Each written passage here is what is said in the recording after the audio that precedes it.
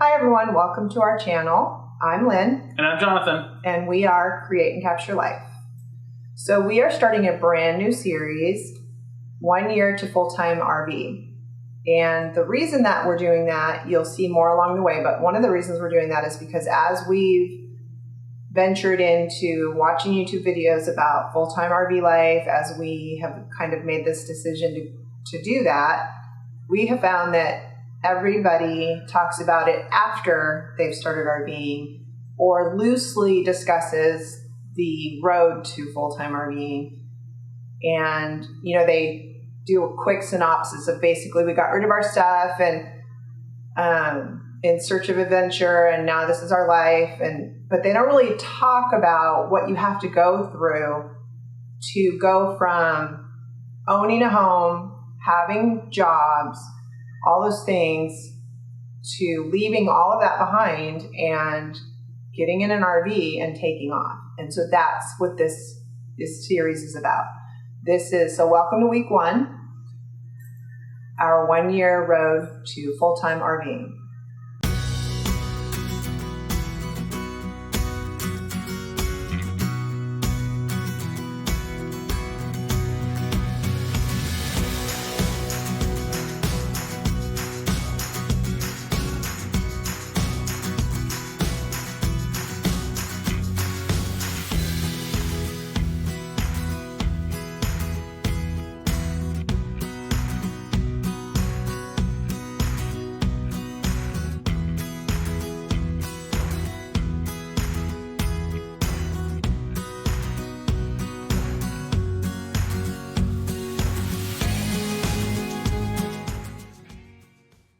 Okay, so a little bit about me.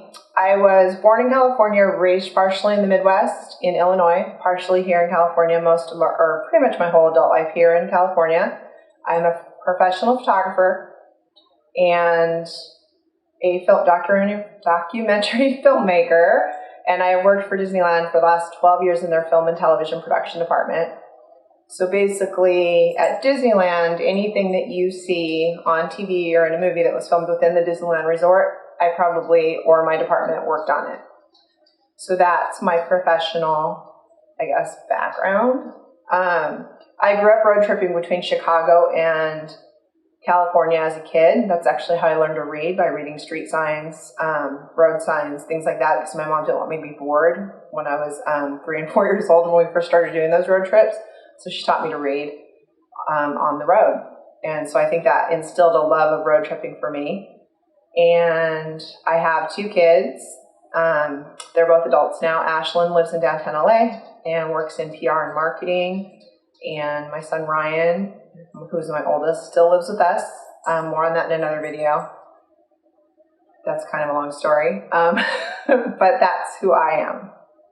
So I've been working for Disney for almost 19 years now. And I work there as a stage technician. So basically what I do is I put on events and stuff like that, or I help all of the technical elements, I should say, of events. So sound, lighting, video, staging, rigging, all that kinds of stuff is what my department does. My department is pretty large. There's probably, right now, close to 500 people in my department, and we do everything from, for those of you guys that are familiar with like the World of Color shows, Fantasmic, when Haunted Mansion does their Halloween overlay for Christmas, and they do Haunted Mansion Holiday Edition with Jack Skellington and all the people from Nightmare Before Christmas. That's my department that helps with that changeover. Small World. When you see Small World, with all the Christmas lights and everything else on it, that's one of the other things that my department does. So we do a lot of different things in my department. So I've been basically a stagehand my entire life. I started when I was 15 years old as a DJ, and worked into doing audio, and now I've just, basically fell in love with the industry, and I've been doing it my entire life. I was born here in California. We lived here till I was, I think, 11, 12 years old. And then we moved to Miami. We had a lot of problems in Miami, which caused my family to decide to move back here to California. But I will say that while I was in Miami is when I learned, the art of DJing and stuff like that. I learned with some of the greatest DJs in Miami, and I really enjoyed it. And that kind of transitioned me into doing, audio and lighting and stuff like that at the school I was working for, which is how when I got back here to California, I went right into high school. I was working in the theater at my high school. I was working at the theater in college, and rolled right into a career at Disney. And 18. 18 years old, 2 months out of high school, and started working at Disney. So it's been a great run, and I enjoy it a lot. Disney's an amazing place to work. I will say, there is something magical about working for Disney. No pun intended. Yeah, no pun intended, seriously. When you get to sit there and you see people, and when you finally come to the realization, and it takes a few years to come to this realization, when you walk out into the park and you see someone who this is their first and maybe only time ever going to visit Disneyland because they're coming here from a foreign country, and they have saved their entire life to come to Disney for this one trip. And you realize that, and people are just so amazed when, right out from a door, just 25 feet away from them, walks Mickey Mouse in real life, walks out and is standing there in front of them. What are you talking about? I still do that, and I still get excited when I still take pictures with Mickey Mouse and Minnie Mouse and the other characters. Yeah. I love them. Yeah, it's amazing. It really is a crazy, just out of this world experience once you get to work there and you get to see that day in and day out. I will say this about working at Disneyland.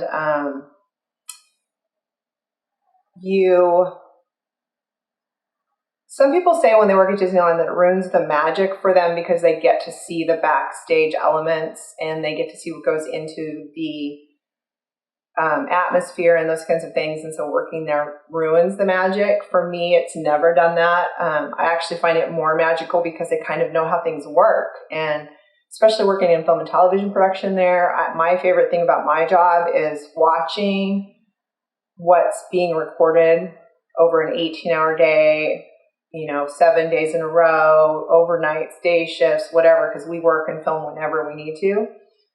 And then see the final product and see what actually ends up on the commercial or on the movie or whatever it is, or in the magazine, the photo shoots and things.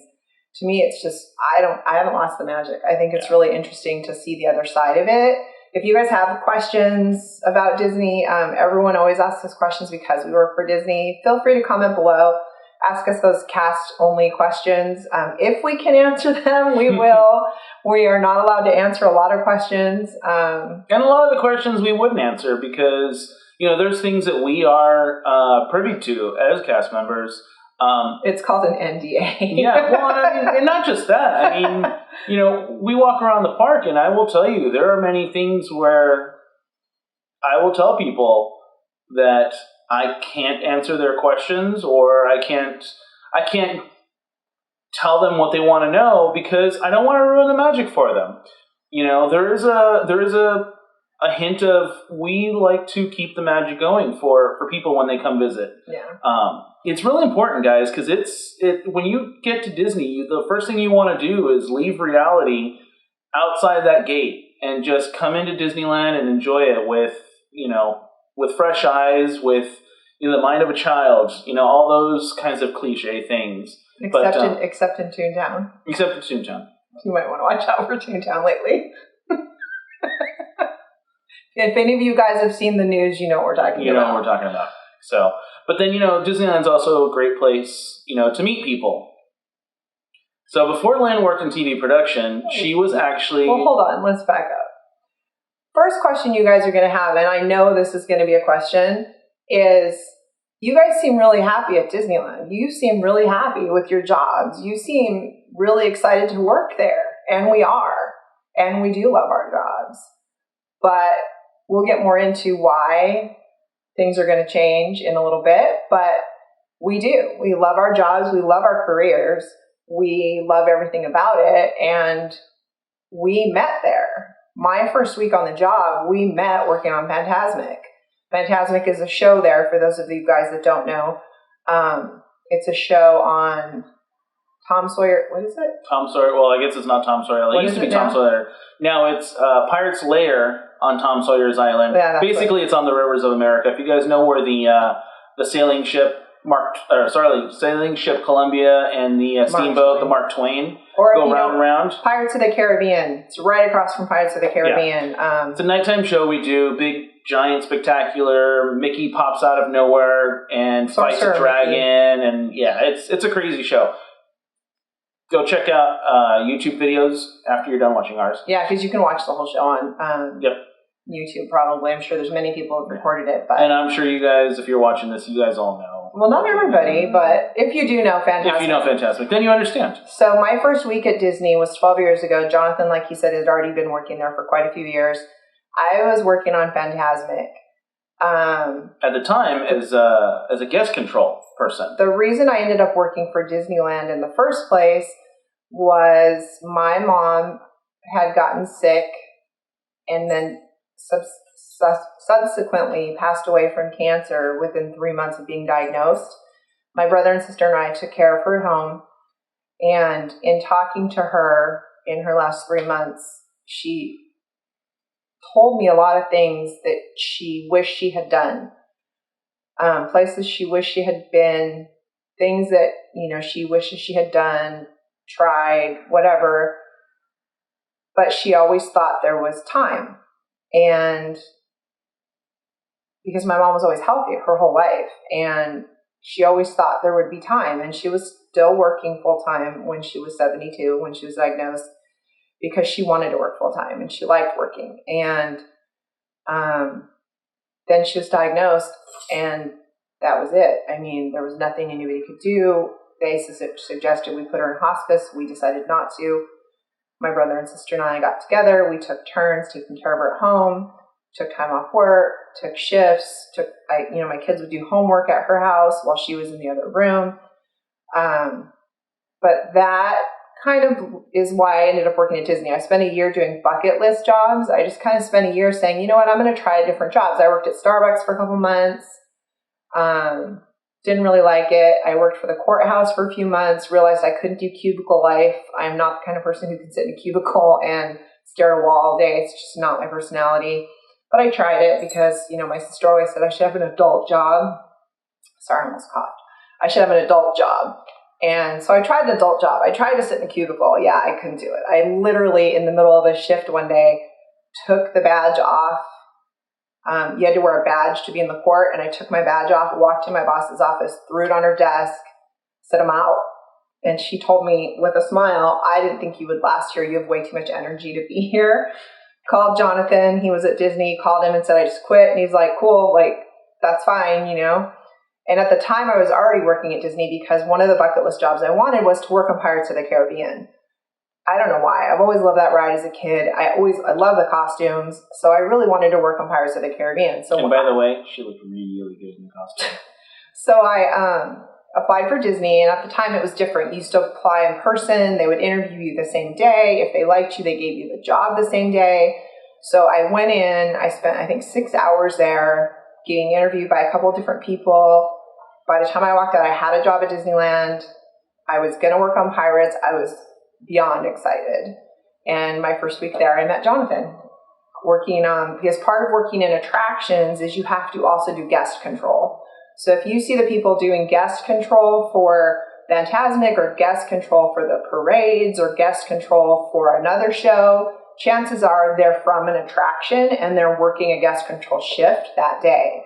So in the summer, Fantasmic was running 2 shows a night, 7 days a week. So we would alternate between working on our attraction. For me, that was Winnie the Pooh or Pirates were the 2 rides I was trained on, or guest control. Well, in the summer, if you were newer, most of the time you spent all the days on guest control, which was fine with me because I loved Fantasmic, and that meant I got to watch the show 2 times a night. I was excited. And at the time, I was running Follow Spot. So for those of you guys that have ever seen Fantasmic at the time, not anymore, but we had these 3 towers that come out of the ground, those still exist, But at the top of those 3 towers, we had follow spots. And as guest control, she had to basically babysit the tower so that nobody would be under it when the tower was going up and down. She was out there while I was sending the tower up and down, and while I was climbing up to the top of the tower to go run my follow spot. So that's how we ended up meeting. And at first, she didn't really like me, but I wore her down. We became friends at work, like you do. You know, make friends at work. And we were both single, and we were both commiserating about being single because in the industry that we have chosen to work in, you don't work normal hours.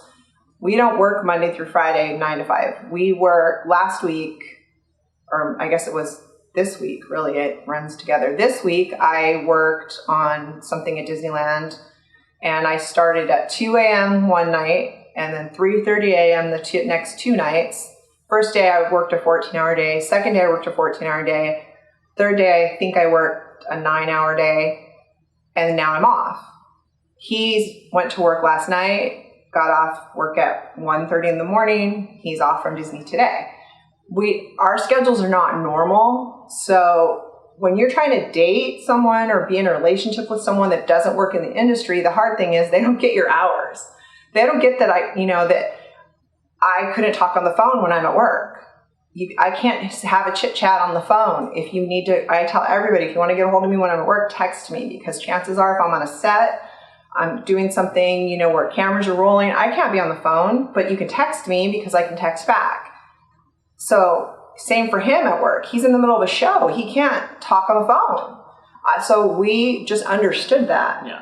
And that was hard because I had dated some people, and that was not something that is normal. No. And when we started talking about that and commiserating about how we were done. We were saying we were done dating. We both said we were done. We were just going to be friends. We were just going to hang out, and then, we weren't going to date each other or anyone else. One thing led to another, and we've been married now. It'll be 8 years in November. We've been married, and we've been together 12. Actually, what's today? I don't know. The 26th? Something. So in 2 days, we will have been dating for 12 years. You guys are probably sitting there wondering to yourselves, okay, wait a minute. This doesn't make any sense. You guys love your jobs. You love your house, which we do. Bought this house 4 years ago, remodeled it ourselves. It was our forever home, or so we thought. Why are you going to throw all that away, as we've been told from other people? Why are you going to throw all of that away to RV full-time? Well, there's a few things that have happened. We've been through a lot in the last 2 years as a family that has really kind of opened our eyes to how short life is. And I'm going to let Jonathan start that off because the first thing has to do with his family, so I'm going to let him. So, it was about a year and a half. About a year and a half ago now, actually. I was on my way to work, and I got a phone call that something had happened to my family up in Northern California. And I tried getting a hold of them. I couldn't get a hold of them. I contacted my dad, and long story short, my family had been involved in a home invasion robbery where my uncle was actually murdered in that home invasion robbery. So that, to me, really hit me hard. My uncle is like my dad. My dad and that specific uncle are not related, but if you ask the two of them, they would have told you that they're brothers. So I had the benefit of having two amazing dads, my actual dad and my uncle. So when that happened with my uncle, it really cemented for me that life is short. And can I say something really quick? Yeah. So it was really weird because Jonathan left for work early that day, and he was on a lot of day shifts during that time, which was odd. He left for work, and usually when he leaves for work in the morning, I'm still asleep because I'm a night owl and I stay up later than he does. And he called me from work, so I answered the phone, and I was half asleep, and he said, Flash. Sorry, that's Flash. So he said, I need you to wake up. My first thought was, Jonathan is notorious for running out of gas in his truck. My first thought was, oh God, you ran out of gas again. I'm going to have to get out of bed. And then he said, my uncle's dead. That's exactly what he said to me. And I jumped out of bed and I stood there with the phone and I said, what? And then he told me again. And what? And that's basically what we did for the next 3 days. Yeah. Was just cry, say why, say what, I don't get it, what happened. Because now you have to understand at this point, his aunt and his cousin, who were tied up during the home invasion robbery, and there by the grace of God, they weren't hurt. We hadn't really had a chance to talk to them because they were obviously mentally destroyed. They were being interviewed by the police. Their house was being, cordoned off with crime tape. They were on the news. It was just insane. And so we couldn't really find out what happened. And yeah, it was. I'm going to start tearing up now, but it was really hard on both of us. Lynn, from the moment she met my uncle, she fell in love with him. I mean, there was no way that you could. My uncle was just that type of person. He had that kind of personality. He was one of those people that from the minute I met him, he was funny, he's smart, I don't know, he was just one of those people that you're blessed to meet in a lifetime. I mean, I don't know he just had this aura about him, and it was just, why him? Yeah. Why him? We finally got a chance to do some grieving. We went up to go see my family. Found out the whole story. Which we can't share. No. Because here, just so you guys know, because I know it'll come up in the comments, all of the people involved, they had done 3 home invasions that morning. They had shot a couple different people. My uncle was the only one, actually, though, that was shot fatally. And they had done some other things to some other family members in another family. But anyway, they were all caught. They're all in jail on no bail. There were 5 people involved. They were all caught. They're all in jail on no bail. We're waiting for the trial. Yeah. Just so you guys know, it takes forever. It's been 1.5 years. They've been in jail with no bail, and the trial hasn't even been scheduled yet. So, but I know you guys will ask. So that's where we're at with that. So they like Lynn said, they were caught and they are awaiting their trial. It was a long process for all of them to get caught. One of them was actually caught out of state, way back over on the East Coast. So there was some fortunate circumstances where they were able to be identified and found fairly quickly. And then from what we gather, obviously, like, things happen. Someone turned the other one in, and they found them. So they figured out who everybody was. And like she said, they are all in custody, awaiting trial. Thank goodness. My family is probably, at least I am a little bit more relieved knowing that these people will get their the repercussions for what they've done. And they all 5 of them. It's public record. You can look them up. So we did. All 5 of the people involved have really long rap sheets. Yeah, rap sheets. And all of the people, they weren't new to crime. No. Let's just say not one single one of them was new to crime. And all of them, unfortunately, they were all under the age of, I think one was 26, but they were all young. They're all adults, but they were, early 20s. And all of them have, currently, they're sitting on many, many, many felony charges. They threw every possible thing at these people. Thank God.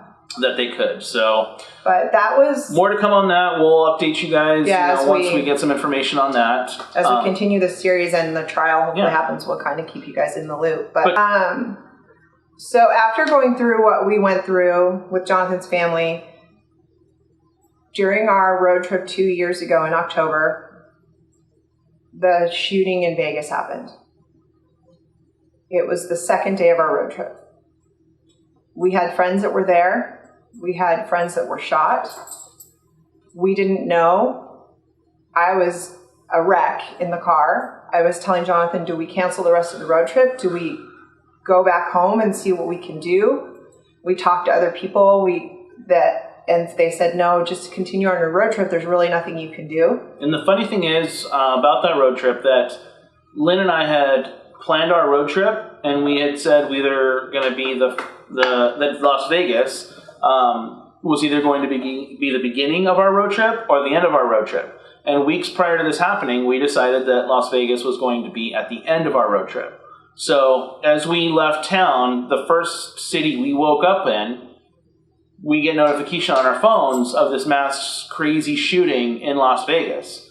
And, all of the emotions and everything else, knowing that we had friends there and stuff like that. We were checking in with friends, which is hard when you're on the road because we were driving in the car. We're calling people we knew were there to see. We were posting on social media, please check in. We know you were there. Like, if you're okay, please check in. We had friends checking in. Yes, I was there, but I'm okay. Yeah. No, I didn't end up going at the last minute. Like we said, we had a Disney employee that was shot and killed there. Couple, actually. We had a friend of ours who works in my department at Disney. Hi, Bobby, if you're watching. He was shot and has had multiple surgeries since. He's back at work now. I just actually saw him a few weeks ago. Yeah. Thank God. But that happened during a road trip. And we didn't know, what do we do? Do we go home? But everyone said, no, just go on your road trip. And then when you get back, you can kind of see what's going on. Our last stop on that road trip was Vegas. We actually stayed in Boulder City, which was the plan. But then we drove through Vegas to come home because it's 4 hours from our house. When we drove through Vegas, it was the eeriest feeling. We stopped. There were flowers all around the Vegas sign. There was crime scene paint still. The window where the shooter was still boarded up. The city was empty. It was just strange. Yeah. It was just really strange. So that happened. And then this last October when we were on a road trip, we didn't want to come home from our road trip. We actually extended our road trip by 2 nights just because we didn't want to come home. And that's kind of on that road trip last October is when we started talking about, this is telling us something. We don't want to go home. Like, we don't want to stop being on the road. Yeah. We extended our road trip. We're at a hotel and we just said, hey, can we stay 2 more nights in Williams, Arizona, just because we didn't want to come home. Yeah. We didn't have anything to do. Yeah. We didn't have plans. We just were like, can we please stay? And they said yes, and we just stayed, and we were just avoiding coming home. It's not because we didn't want to come home. We just didn't want to get off the road. And we were just enjoying, to me, there's nothing more peaceful than being on the road. Yeah. Like, we are at our happiest, we have found, we're at our happiest when we're on the road. Yeah, for sure. And like we said, we love our jobs and we love our families and they're here and everything else. And once we're home, we're fine. But I'm never happier and more at peace than when I'm staring out a car window or taking a hike somewhere or seeing, wildlife out where they belong and not in a zoo and things like that. I mean, we're just never more at peace than during those times. Yep.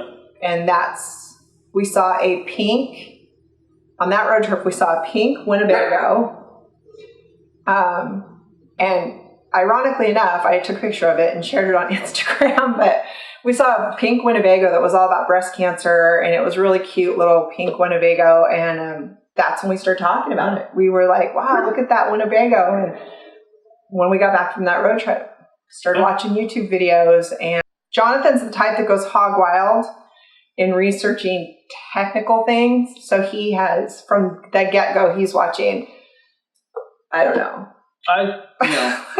I'm trying to figure out what's the best RV, for long trips, what's going to last us the longest. When we get out on the road, obviously we're still going to be working. So how do we get Wi-Fi on the road? Once we get out on the road, we're going to be able to get out there, stay out there. We're still going to be able to do our work. We're still going to be able to, keep up with you guys, keep up with our friends and family, and all of those technical things that keep us out there longer. And all I'm thinking is, as we're looking at RVs, because we've looked at a lot of RVs, I'm looking at, okay, I don't like this interior. Why are all the interiors in RVs brown? What is that? Like, every time I go, I look at them and why are they all brown? It's so 1980s. I like this countertop. I don't like that. I'm looking at the aesthetics. And then the other big thing for me is sitting in the passenger seat and seeing how well that passenger seat's going to be for me to take photos because I'm a photographer. So, I'll sit there and think, okay, this is a good view from this window, that kind of thing. So we both have different aspects of what we're looking for in an RV, which is kind of funny. Yeah. But we're looking at either a Super C or a Class A. Right now. Who knows when we go to the show in October, but for right now, that's what we're thinking.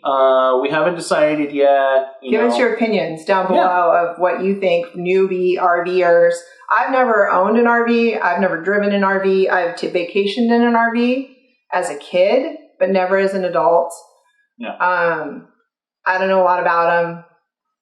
I just love road tripping. I love traveling. I love seeing America. I want to see all 50 states. I know I can't RV to Hawaii, unfortunately. Yeah. But, so that's our story. And now we're going to take you on our journey for 52 weeks. And this is just step one. This is who we are, the good, the bad, and the ugly. And I'm the ugly. We're going to take you along so that if you're thinking of RVing full-time, you can see what we've been through every week as we get ready to take this big jump. And we'll give you more details on us and the process and all of that. So please continue to watch this series. And if you have questions, comments, advice, if you're a full-time RV and you have advice for us, this is week 1, 52 weeks until we do this. So week 1, if you have advice, please put it down below because we can use all the advice we can get. And I guess that's about it for video number 1. All right, guys. Thanks for watching. Our lights are dying, so we'll see you guys soon. See you next week. Bye.